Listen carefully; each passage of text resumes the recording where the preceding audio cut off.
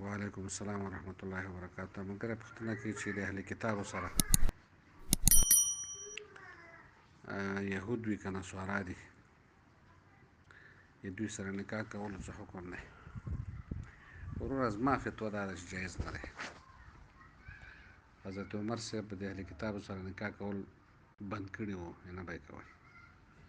هغه وجه دا ده چې اوس وخت کې یو وخت کې جواز لرلو، هغه دې وجې نه دپاره دی چې د مسلمانانو هغه عقیده هغې وخت کې کلکه وه او د دوی د وجې نه به الله پاک هغه ښځه مسلمانه کړه، اسلام تابع وشو.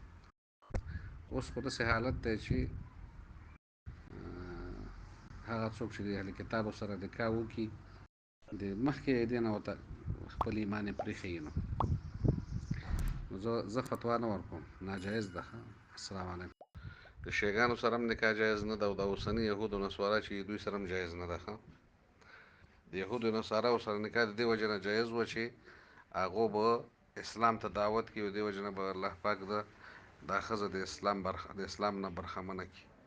اوس حالت سرچپه دی، څوک چې یهود او نصاراو سره کوي دا سړی ورسره یهودي یا نصراني کېږي. او دارنګې دا یهود او نصارا اوس هغه یهود او نصارا هم نه دي چې اهل کتاب او کتاب باندې ایمان په خپل کتاب اوس هغسې هم نه دي. ملګرو په دې هیله چې ټول به روغ او جوړ اوسئ. تاسو هم کولی شئ چې خپلې دیني پوښتنې د ویډیو په کمنټ کې راولېږئ تر څو مفتي صاحب درته ځواب کړي. ملګرو زموږ دا پوسټونه تر نورو ملګرو د ثواب په نیت شیر کوئ تر څو هر یو مسلمان د دې هر یو مسلې خبر او پوه شي. السلام علیکم.